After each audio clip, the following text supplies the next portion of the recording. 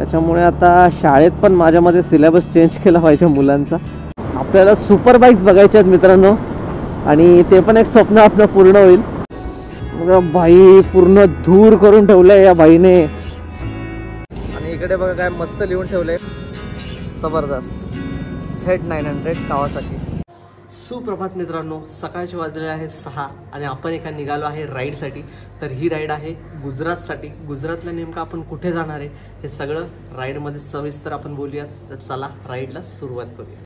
सुप्रभात मित्रांनो, मी आहे मनीष बाने आणि स्वागत आहे तुमचं आपल्या यूट्यूब चॅनलवर ज्याचं नाव आहे रॉक्स टुरिझम. पहिलाच दणका बसलाय. तर बघा आता आपण आलेलो आहे कल्याण भिवंडी क्रॉस करून पुढे आलोय. सकाळी 6 वाजता राईडला सुरुवात केलेली. 35 मिनिट्समध्ये 6:05ला समथिंग मी राईड चालू केलेली. तर अर्ध्या तासामध्ये आपण भिवंडी क्रॉस करून पुढे आलोय आणि इथून आत्ता आपल्याला घ्यायचं आहे लेफ्ट. जस्ट मी आत्ताच मॅप लावला, जसा जसा लॉक चालू केला. जर इथनं आपण सरळ गेलो ना तर आपण जाणार सरळ वाडा शेलार वगैरे होऊन जाणार. शेलार वाडा, त्यानंतर पुढे जर आपण गेलो तर मनोरच्या रस्त्याला आपण जाऊ शकतो तिकडून लेफ्टला.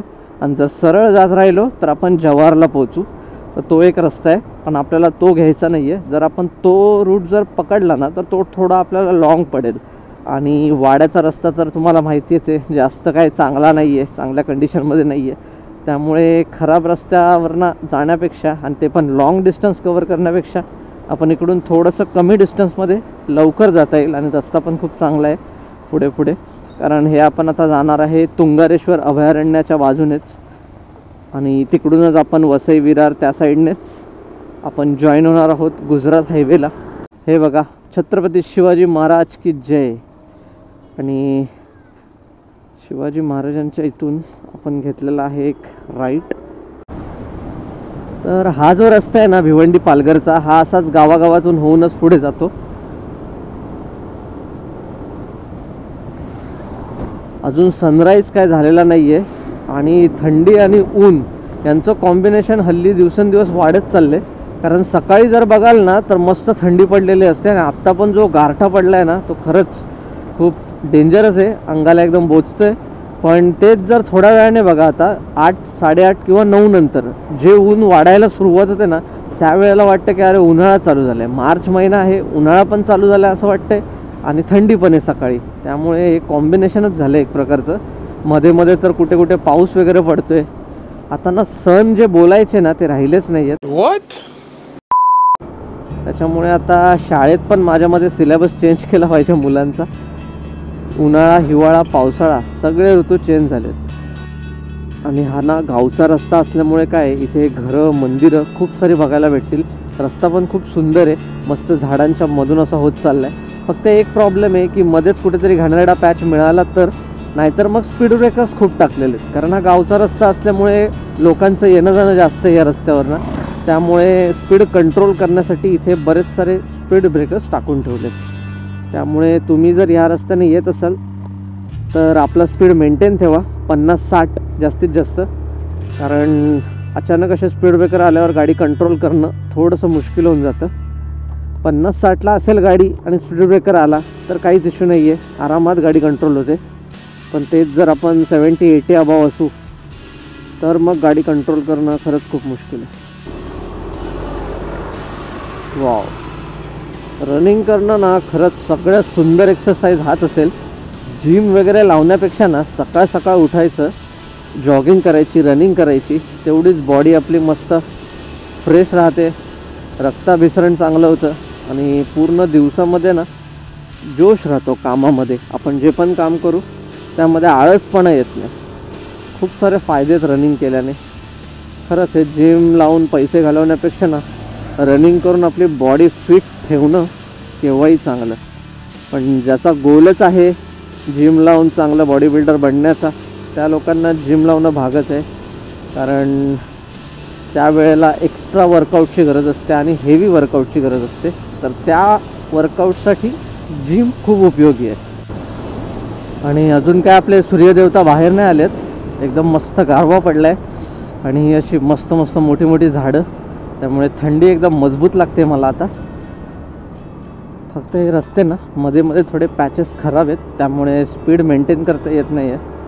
50-60 या स्पीडवर ह्या रस्त्याने धावता येते. हा हा हा हा हा, काय सुंदर वातावरण आहे यार सकाळ सकाळ. वाव,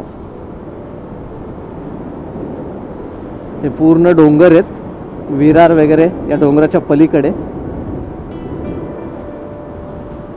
तर मित्रांनो, आता टाईम झाला आहे 7:20 आणि आपले पहिले 50 किलोमीटर कंप्लीट झालेत राईडचे. आणि आता इकडे बघा राईट साईडला मस्त सूर्योदय झाला आहे. 7:15 वाजता सूर्य बाहेर आला आहे.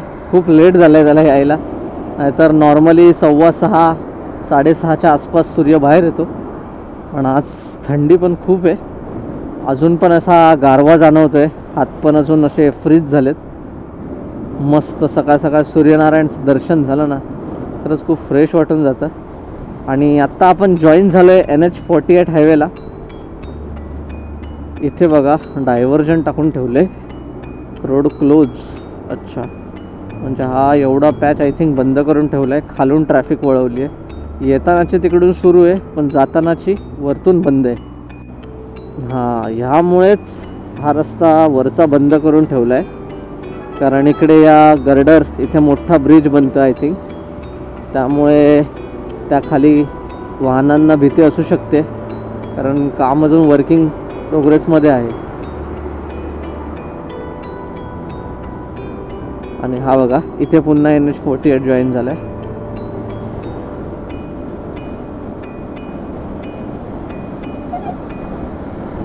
वाव, सकाळ सकाळी या हायवेवरून राईड करायला ना खरंच खूप मजा येते.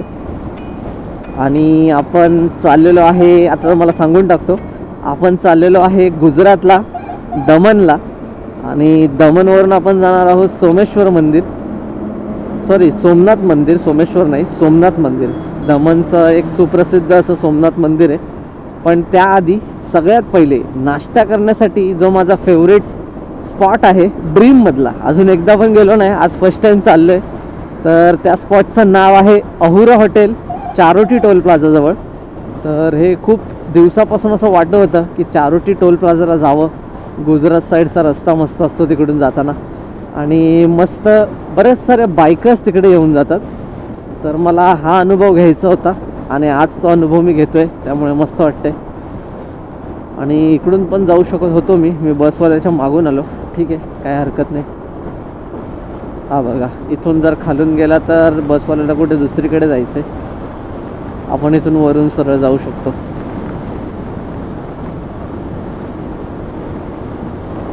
वा वा वा वा वा, काय सुंदर वाटतं यार सकाळ सकाळ ना, अशी सकाळची रम्य पहाट आणि ते सुंदर व्हाईट मंदिर. वा, काय सुंदर मंदिर आहे बघा मित्रांनो, एक नंबर. आपल्याला सुपर बाईक्स बघायच्या आहेत मित्रांनो, आणि ते पण एक स्वप्न आपलं पूर्ण होईल, कारण नॉर्मली सुपर बाईक्स या रोडवरनं कधीच दिसतात आपल्याला जाताना, पण अशा लॉटमध्ये सुपर बाईक्स कधी बघितल्या नाही. एखाद्या शोरूमला गेलो सुपर बाईक्सच्या तरच बघायला मिळतात, आणि तसं पण आत्तापर्यंत मी कधी गेलो नाही शोरूमला, ते पण सुपर बाईक्सच्या. नॉर्मल आपल्या यमा होंडा यांच्या सर्व्हिस सेंटर आणि शोरूम्सला गेलो आहे, पण सुपर बाईक्सच्या आत्तापर्यंत गेलो नाही आहे. आणि एकसाथ लॉटमध्ये सुपर बाईक्स कधी आतापर्यंत बघितल्या पण नाही आहेत. तर आज कदाचित आपल्याला बघायला मिळतील अशी आशा ठेवतो, कारण आज तसा आहे सॅटर्डे. संडे असता तर मी तुम्हाला हमखास गॅरंटी दिली असती की आपल्याला सुपर बाईक्स खूप साऱ्या बघायला भेटतील, पण आज सॅटर्डे असल्यामुळे कदाचित सांगू नाही शकत, मिळतील पण लॉटमध्ये बघायला. बघूयात, कारण हे जे अहुरा हॉटेल आहे ना, इथे खूप सारे बायकर्स येतात. हा एक बायकर्स पॉईंट म्हणून ओळखला जातो. तर इथे नाश्त्यासाठी खूप सारे कपल्स येतात, बायकर्स येतात, आणि मित्रांसोबत वगैरे मस्त नाश्ता वगैरे करून तो एक त्यांचा मीटअप पॉईंट होऊन जातो. आणि तिकडून मग ते गुजरात वगैरे कुठे मग लॉंग राईड करायची आहे, गुजरात, राजस्थान, जम्मू काश्मीर या साईडला, पण तो एक त्यांचा एक मीटअप पॉईंट बनतो. तर त्या मीटअप पॉईंटला खूप सारे रायडर्स येतात आणि आपल्या खूप भारी कूल सुपर बाईक्स घेऊन येतात. तर ती बघण्याची संधी आपल्याला मिळायला पाहिजे असं मला वाटतं. खूप मजा येईल यार. कर्नाटकला जेव्हा गेलेलो ना, तेव्हा पेट्रोलचे भाव होते 101 का 102 रुपये पर लिटर, आणि तेच सध्या इथे चालू आहेत 106-107 रुपये पर लिटर महाराष्ट्रामध्ये. तर कर्नाटकामध्ये 5 ते 6 रुपयांनी पेट्रोल स्वस्त होता. तर आता माहिती नाही मला गुजरातमध्ये काय रेट असतील, बघूया आपण. मस्त गारवा लागतोय, थंड थंड हवा, मध्येच ही सूर्याची अशी तिरीप पडते आणि या ट्रक्सला असं मस्त ओव्हरटेक करून पुढे जायला ना खूप मजा येते.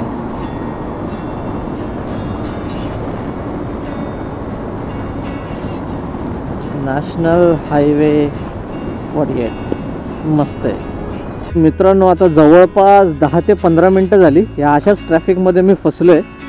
कारण काय पुढचं माहिती नाही मला, पण मागे एक प्रॉब्लेम झालेला. मागे एक i20 होती. i20 गाडीचा पूर्ण टायरच फुटून गेलेला. फक्त रिम दिसत होती मला. 2 टायर फुटलेले, पुढचा आणि मागचा, आणि फक्त रिम दिसत होती. तर असा प्रॉब्लेम झालेला त्या i20चा. आणि त्याचा जो मालक होता गाडीचा तो फोन वगैरे लावत होता. ट्रकच्या समोर अशी आडवी उभी होती.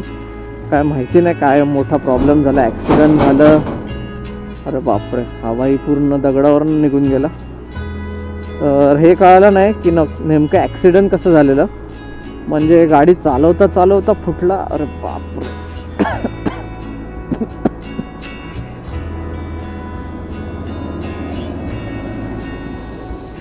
बाई पूर्ण धूर करून ठेवलाय या बाईने.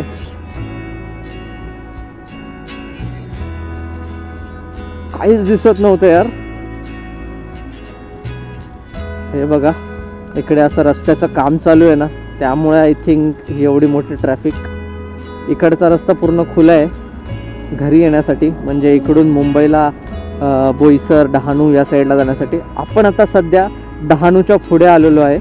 डहाणू या साईडला समथिंग येतं. इकडून जर आपण गेलो तर रेल्वे स्टेशन वगैरे येईल. इथून मधून जे लेफ्ट वगैरे जात आहेत ना फाटे, तिथून आपण जाऊ शकतो. ठीक आहे, ह्या स्पीडने तर ह्या स्पीडने आपण आरामात जाऊ, हळूहळू जाऊ, काय घाई नाही आहे आपल्याला. 8:15 टाईम झाला आहे. आणि आता आपण थोड्याच वेळात चारोटी टोल नाक्याला पोहोचू. पुढे काय प्रॉब्लेम आहे तो आता कळायला पाहिजे आपल्याला. इथे बघा ना, ट्रक्सचे लांबच लांब रांग आहेत, हलत नाही आहेत जागेवरनं. आणि हे आपण पोहोचलेलो आहे चारोटी टोल नाकाला.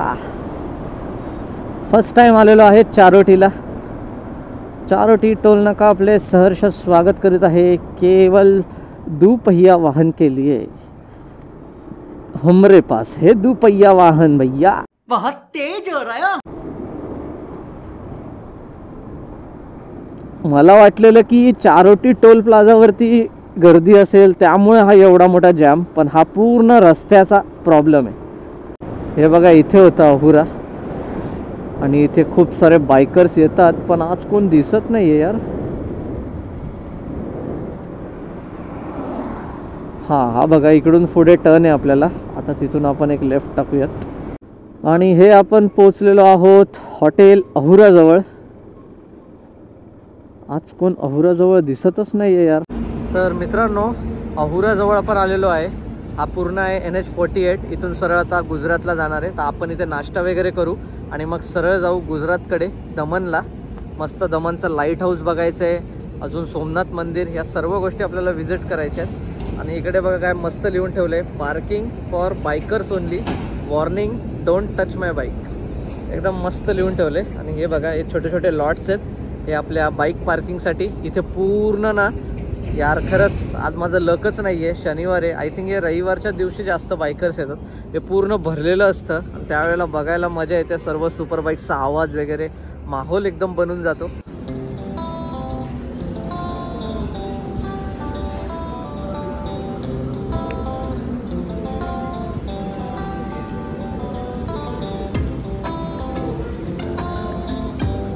मस्त अहुराला आलोय.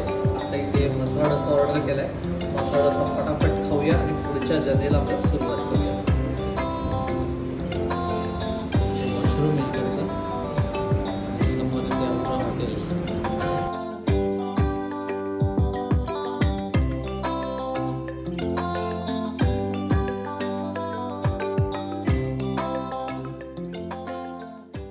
तर मित्रांनो, तुम्ही जर अहुरा हॉटेलला येत असाल ना, तर बन मस्का आणि चहा जरूर ट्राय करा. एकदम मजा येऊन जाईल. मी मसाला डोसा, बन मस्का आणि चहा घेतला.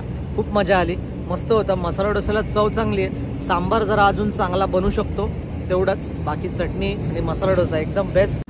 तर आज काय बाईक्स वगैरे काय जास्त दिसत नाही आहेत, रायडर्स वगैरे काय जास्त दिसत नाहीत. रविवारी इथे जास्त गर्दी होऊन जाते, पण आता तुम्हाला नॉर्मल सिम्पल बाईक्सच दिसतील. जसे की ही रॉयल एनफील्ड हिमालयन स्क्रॅम आहे, बाजूला होंडा हायनेस आहे, त्याच्या मागे आहे डॉमिनर 400 आणि त्याच्या मागे आहे सुझुकी 250 आहे आय थिंक. हां, सुझुकी जिक्सर 250. आणि ही बघा आता रॉयल एनफील्डची 650 आली आहे. इथे बघा आपला यामा एरॉक्स 155 म्हणजेच आपला रॉकी. इथे आहे मेटिओर 650, मेटिओरच आहे ना, सुपर मेटिओर, सॉरी सुपर मेटिओर 650. इथे आपली रॉयल एनफील्ड बुलेट, इथे आहे अपाचे RTR आणि इथे आहे कावासाकी 900 जबरदस्त Z900 कावासाकी. तरी अजून सुपर बाईक्स काय आलेले नाही आहेत. इथे आली आहे ट्रायम्फ. इथे प्रॉब्लेम काय झाला आहे मित्रांनो तुम्हाला तो सांगतो मी. इथे ॲक्च्युली प्रॉब्लेम काय, रस्त्याचं पूर्ण काम चालू आहे. ही तुम्ही व्हिडिओ पूर्ण बघितलीच असेल. त्यामुळे बऱ्याच साऱ्या बायकर्सने आपला रस्ताच चेंज केला आहे. लोणावळा आणि नाशिक साईडने आपल्या डेस्टिनेशनला जात आहेत किंवा गुजरात साईडला जात आहेत. त्यामुळे आता इथे गर्दी दिसून येत नाही आहे. पण उद्या संडे आहे, तर उद्या थोडीफारशी गर्दी बघायला मिळू शकते.